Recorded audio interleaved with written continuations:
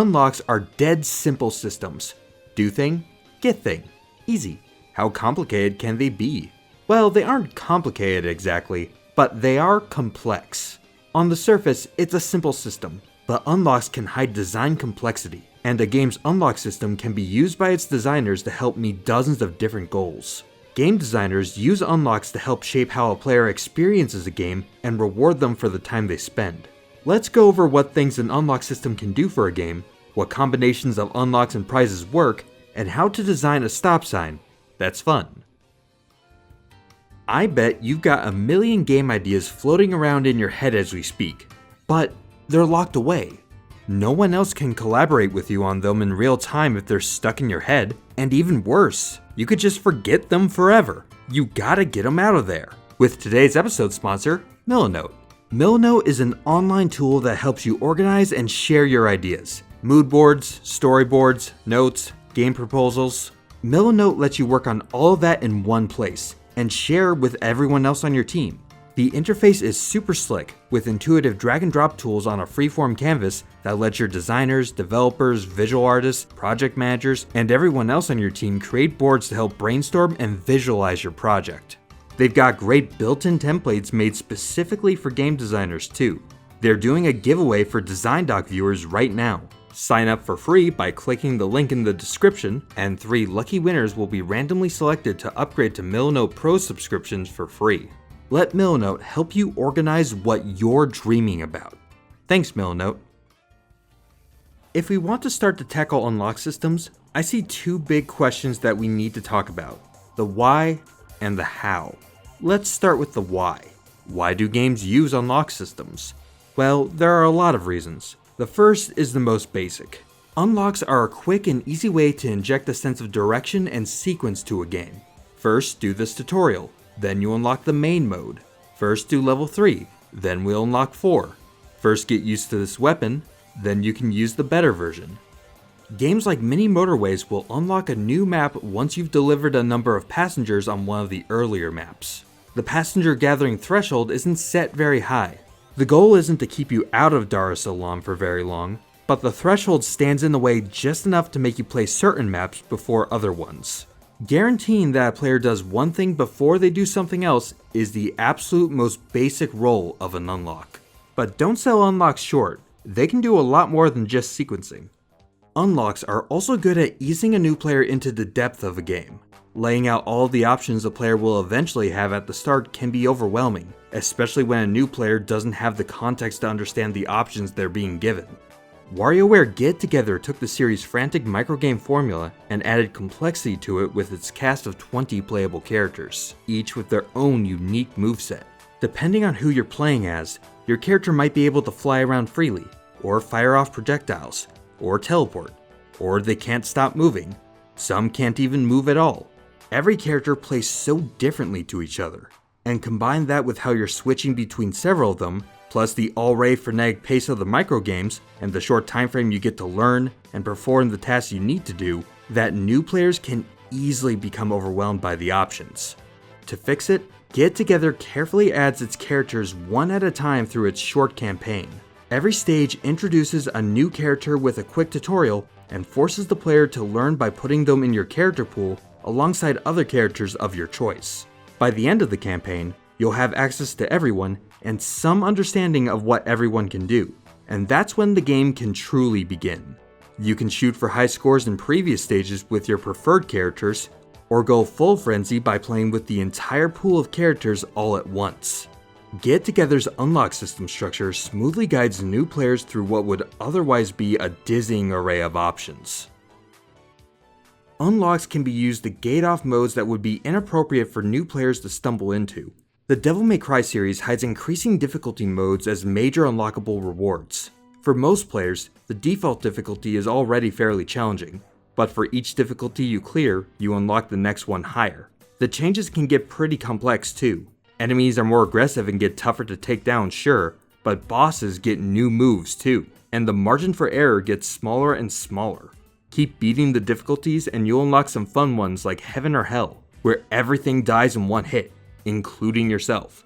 There's also Hell in Hell, where enemies take hits as normal, but you still die if someone breathes on you wrong. The unlockable difficulties serve as an achievable but difficult goal to strive for, a reward for longtime players to keep playing through the game, and an inherent skill check to keep out players who are not ready for the challenge that waits for them inside. Unlockables can impersonate other kinds of progression systems too. Many games use things like skill trees and leveling, but unlock systems can provide the same sense of progress and change through the course of a game. If you have enough small unlockable prizes, that set can be the carrot on a stick that helps string a player along through a game's content. Psychonauts 2 has a host of abilities to use both in and out of combat, and hides a collection of upgrades behind its unlockable system. The upgrades aren't required to get through the game, the system doesn't serve to block you out from levels or content, but the upgrades do give players an edge, and can make things just a tad more fun. To unlock these abilities, you have to rank up and earn skill points to spend. Skill points are earned just through playing the game normally, exploring levels and finding collectibles. Figments, mental nuggets, emotional baggage, side cards and side challenge markers will all rank you up once you find enough of them. You spend the points on just what unlockable skills you want, and get a little reward of your choosing for seeing more of the game. The unlock system gives you an incentive to go out of the main path a little, and explore the nooks and crannies of a game chock full of the little details that shouldn't go unnoticed. Developers also use unlocks to give concrete goals to a player. Plenty of people create their own goals in-game, but having some ready-made goals provided by the developers is great for keeping people interested, and the right unlocks can give players goals for both the short term and the long term. Unlocks can help point out what's possible and suggest how high the skill ladder can go. If someone sees that there's a prize if they beat the game in a few hours, that implies that you can beat the game in a few hours, and then the question is just how to do it. If there's an achievement for rocket jumping, players might have to go look up what that even means, where they might never have stumbled on it otherwise. Players may take a second look at a game's combo system, how to optimize movement, or other systems in a game that might lie a little bit under the surface. Without that goal, it might be easy for players to assume a game's skill ceiling is lower than it actually is. In fact, if you create an interesting enough goal, you might not even need a prize that's worth much in-game. A little nod might be enough, like a star in your save file in Mario 3D World, or a crown in Kingdom Hearts 2. The process of unlocking can be its own reward, and the proof that you've done something either hard to do or that not many others have done can be their own inherent prize. Lots of people love achievement hunting just because PSN or Xbox Live list the unlocks as ultra rare. Okay, so that's a lot of the why. Now let's get into the how. How do you go about making a satisfying unlock? Each individual unlock is made up of two parts: the criteria, which is what you have to do to get the prize, and the prize, which is a prize. You can make a good unlock with just about any criteria you can think up, but what makes for a great unlock is how you harmonize the criteria with the prize. But how do you know what prizes should go with what criteria? This isn't the only way to create an unlock, but if you want a rubric that can help put some guardrails in place when you're thinking about unlock criteria, we'll have to break it down a little more. Most criteria fall in a couple of schools: accumulate, where you just gather a bunch of stuff and eventually unlock something, or achieve, where you do one cool thing and get your prize. Those two styles can make the satisfaction of winning the same prize feel very different. Some combos will make getting the prize at the end feel especially satisfying, and some will just be nice little bonuses you earn along the way, but not all combos work well together. Let's start by talking about accumulate. Accumulate type criteria are where you gather up something over time to eventually unlock your prize. It could be that you collected 100 red somethings, racked up a bunch of time in game, played enough matches, or you earned a lot of money. It's easy to think up and implement this type of unlock criteria, so it's no wonder that they're extremely popular to sprinkle in all over the place. Easier accumulate criteria tend to pair well with prizes that unlock more content. Putting a big chunk of the game you don't actually want players to miss out on behind an unlock with a criteria that most players will find easy enough to perform is an okay combination. Streets of Rage 4 has a short and sweet campaign full of replayability, thanks to its unique characters, a high skill ceiling, and a scoring and leveling style system used in its set of unlocks. At the end of a stage, your score goes into filling up a meter. Once the meter reaches a threshold, you will unlock a new legacy character. Unlocking new characters is as simple as just playing the game. Skilled players will get through the system faster by scoring more points through combo streaks, but everyone will eventually be able to unlock the entire roster. Streets of Rage 4 also does another good thing that might feel obvious, but it's important for accumulate criteria. It's a good idea to spread the rewards out over multiple tiers. Small rewards unlocked along the way help encourage players to continue better than saving the entire prize for the end. Think of how weird it would seem if you unlocked every character at once only at the very end of the road instead of multiple new characters along the way. That's also part of why battle passes are really effective for getting players to keep playing a game. Fall Guys and Rocket League, among others, use their battle pass system to evenly spread out little unlockable items as prizes for playing. Accumulate type unlocks are very easy to create, but they're also very easy to make grindy and unpleasant. Sonic Mega Collection's method of unlocking games falls into two pitfalls at once. There are several games in the collection that are prizes to unlock, like Rystar, Flicky, and Sonic 3 and Knuckles, but the game doesn't tell you how to get them. That's not a problem by itself. If you don't want to spell out exactly what a player needs to do, that can make it more surprising once a reward does pop. But if you do that, a player needs to reasonably be able to get the reward naturally. To get the extra games in the collection, you have to boot up specific games either 20 or 30 separate times. It doesn't sound like all that much, but it actually takes a ton of time for each one. It's not hard to do, but it's not that likely that anyone is going to stumble on them naturally. More likely, they're going to see the question marks on the menu, have no clue how to unlock them, look up the secret criteria online, and spend a boring hour grinding booting up a game over and over. That's what I did. It sucked. You aren't getting better at a game or finding a secret in it.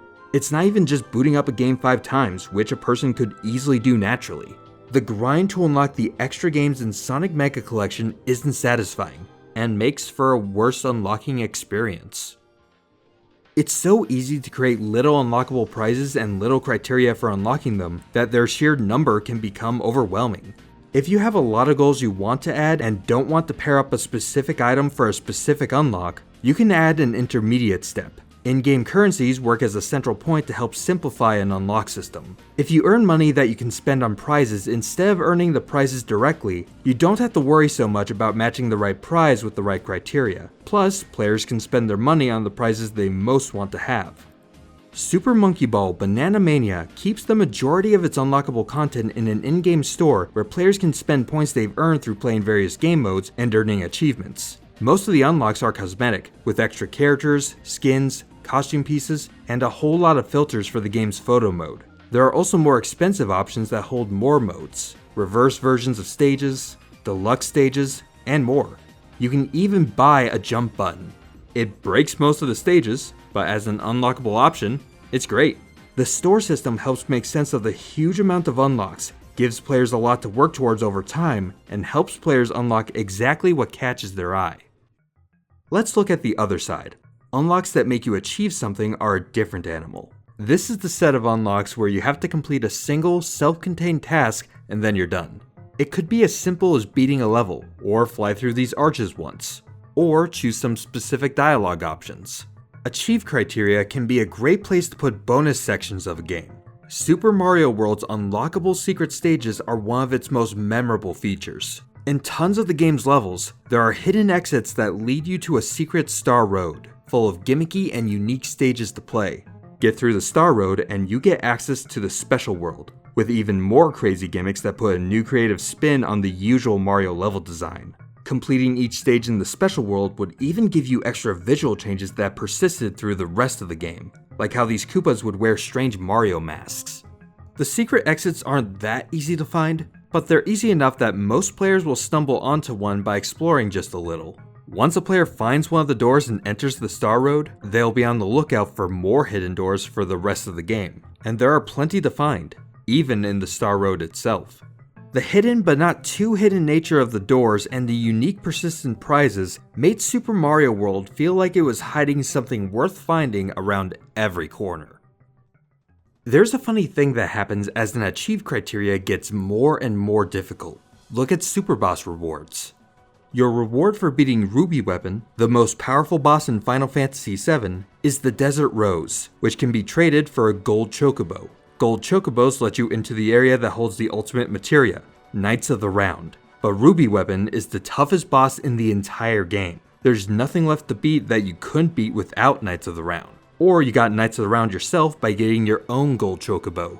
Either way, the prize for beating the game's toughest challenge is theoretically cool, but practically useless. It's like winning the key to a lock you had to break on your way in. For the most difficult achieve criteria, it might help to think of the prize as a certificate, not a coupon. Those little nods I mentioned earlier work as prizes here. Kingdom Hearts 2 has bronze, silver, and gold crown rewards for completing 3 special endgame tasks: beating every data organization boss, completing every special Mushroom Heartless minigame, and defeating the Lingering Will Superboss. In Breath of the Wild, completing every shrine in the base game gives you the Tunic of the Wild, which looks like the classic series outfit. What do you get in Final Fantasy VIII if you beat Omega Weapon? Proof of Omega. This tutorial option line. You did it. Okay, maybe these rewards should be a little cooler than that. Powerful but normal items might not be a great idea, but there are other worthwhile things that affect gameplay that you can lock behind the most difficult achieve criteria. Difficult achieve unlocks are a perfect place for cheat codes and other game-breaking things. The kinds of players that are able to complete more difficult achieve type criteria are the people who know the game the best. At this point, they can likely do anything the game throws their way, so giving them cheat codes won't break the experience for them. Adding a little expectations-breaking fun through infinite health or big head mode or some other bonus that would otherwise break a game fits well. Look at Goldeneye. The top rewards involve beating levels extremely quickly. The prizes you get for them are things like unlocking the golden gun that insta-kills in one shot, 2x rocket launchers you can use in levels that really don't need rocket launchers, slow animations for NPCs, or DK mode, where characters have huge heads and arms. They totally break the game balance, but the people getting these cheats have already proven themselves experts at it. They've wrung a lot of enjoyment out of it already. There's not much else for them to do. So making the game a quasi-parody of itself with weird cheats helps wring out a little more fun. Okay, that's a lot to take in, but if you want to see how small tweaks can make big differences in how an unlock system feels, take a look at the entire Super Smash Bros. Series. It started with fun unlockables, and game to game made small but significant changes to how its prizes and criteria were combined. Not all of the changes worked out. Smash 64 doesn't have a ton of things to unlock. There are only 4 characters, 1 stage, some item setting options, and a sound test. But it makes up for quantity with the unusually prominent role they play. First, the game makes it immediately clear that there are secrets to discover. The intro cutscene, the first thing a player sees, highlights and hypes up the secret characters. The sizzle reel shows mysterious silhouettes, and the characters are fuzzed out on the character select screen. The criteria to unlock each character is pretty straightforward. Beat the single player mode once. Beat it again, but kinda fast. Beat the game on normal or higher without using a continue. And complete the target bonus stage with each of the starting characters. The goal of these unlocks isn't to keep the characters away from the player. It's to reward them for playing the game. However, each character is a double unlock. Once you satisfy the basic criteria, there's a music stinger, a warning screen, and then you play a one-on-one match against the CPU. Win and you unlock the character. For a new player, the extra match raises the stakes, and you get to see exactly what you're fighting for. The item options, sound test, and stage unlocks are more accumulative, requiring you to play 100 versus mode matches and beat the single player modes with all the characters. Even though the game doesn't have a ton of unlocks, they're spread out in a way where a new player will find them more evenly throughout the early stages of the game. In an era without as much internet access, there was mystery in the system, even if there wasn't all that much to unlock. Smash 64 was the seed from which the series' unlock approach sprouted. Super Smash Bros. Melee expanded every aspect of the first game, and its approach to unlockables was no exception. Melee has 11 unlockable characters, 11 stages, a few extra game modes, and an avalanche of trophies. With more unlockables, the criteria for each one could become more complicated. Most of the modes have at least a few unlocks tied to them. Some characters are unlocked by playing through the new adventure mode, or tied to completing specific event mode matches. Some are entirely accumulative, unlocking when you've racked up 20 hours of playtime, or by just trying out all the starting characters. Like Smash 64, you don't know when something new will pop up, and again with the new characters, you'll have to conquer them once to claim them for yourself. The higher bar for a lot of the unlocks does risk keeping players from accomplishing them, So there's also a safety valve. There are multiple ways to unlock characters, and the backup criteria is something accumulative, where you simply play enough matches in versus. Sooner or later, everyone gets a chance to get everything. Super Smash Bros. Brawl has yet even more things to unlock. Everything from before, but more characters, more stages, trophies, stickers, and even music tracks.